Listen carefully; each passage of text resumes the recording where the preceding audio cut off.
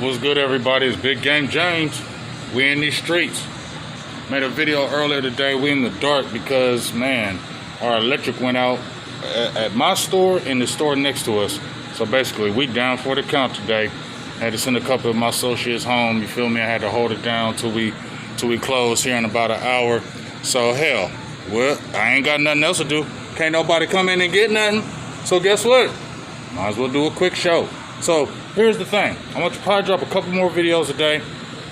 Please go check out the last video I dropped. I talked about my 5 top things. I think it's a good video. I really laid out a lot of things that I think are poignant with the team and the offense. Please check it out. Give me your thoughts on it because, I talked about Parsons' contract. I talked about, the running back situation.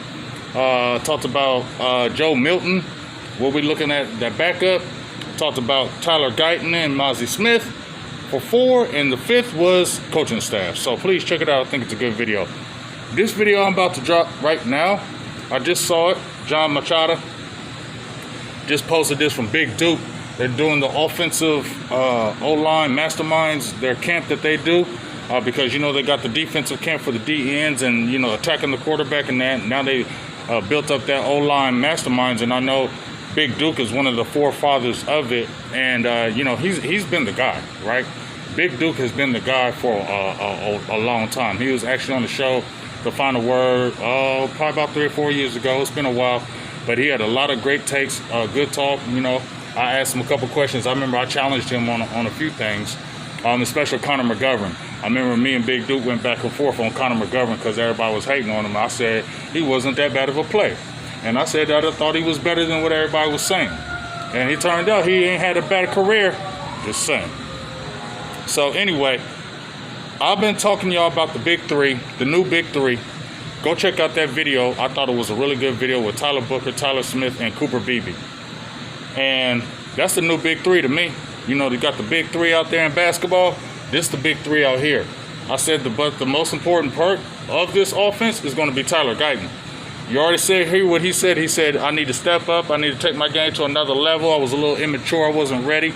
But I told you, go look at that video I did of him. It's got an interview where it's talking about where he never played O-line. He never played O-line in high school. He was going to go to college playing defensive line. He had a defensive line mentality. He was playing defense. He said they gave him the O-line card his freshman year, and he went to the O-line. And for 2 years, he played on the right side. You feel me? And then you come into the league playing on the left, and you're going against a gauntlet of players. What do we really expect? You feel me? And the fact that he didn't really give up, and to see that his mind is saying, you know what, that was a bad year, but I'm going to do better. I got no excuses. That's what you want. That's the kind of guy you want. And you got Tyron Smith working with you. You got all the physical tools, and now you got a Tyron Smith that says, hey, youngster, let me put my hand over your shoulder, let me put you under my wings and teach you how to do this game right and teach you how to be a pro. If he gets it together, Tyler Guyton, if he gets it right, offensive line, I already said the offensive line going to be one of the best in the league next year. It will be creeping this year, okay? Terrence Steele is Terrence Steele. I think he's just going to be good, decent with the rest of the players. But them Big 3, them going to be the man. That guy on the left, he's the key. If he steps his game up and handles that left, them 3 are going to handle it. And I know Terrence Steele he'll naturally just step his game up because he don't want to be the weak link. But Big Duke talks about the riches of the O-line. He talks about each player individually and breaks them down, which I really love. And, I'll let you hear them.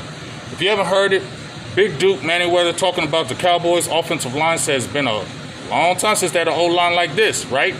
And then you get to hear Tyler Booker, who's going to be an absolute animal monster dog.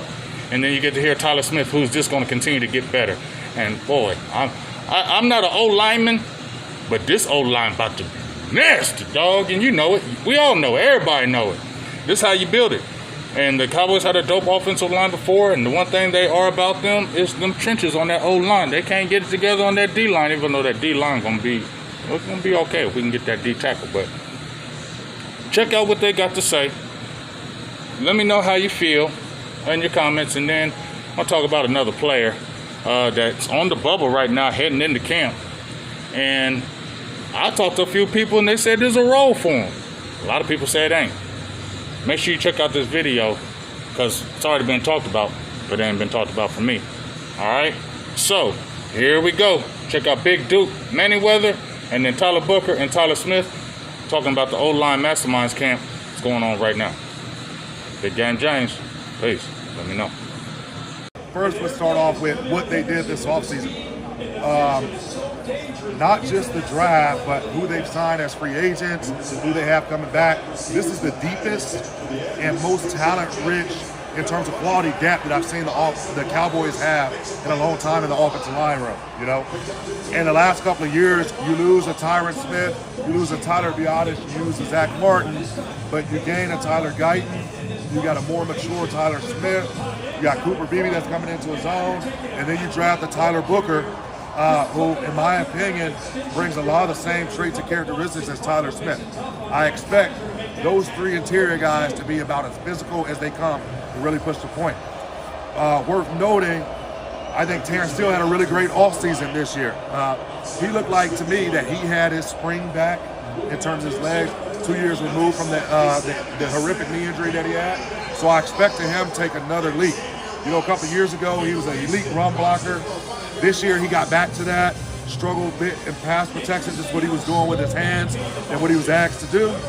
But I think that with Coach Connor Riley and with Coach Chin and Clayton Adams are going to ask him to do and ask him to be is going to be more of himself, and I think that will play into his favor. One common trend that you'll see when we'll talk about today and tomorrow is knowing who you are as a player and then taking what makes you special and really holding your skill set with that.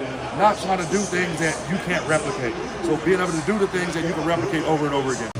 I mean, I think I can get better, like, in every facet. That's something I try to stress every offseason and every season is just being the best version of myself I can be. Like, what can I do to make myself that much better at run blocking, pass blocking?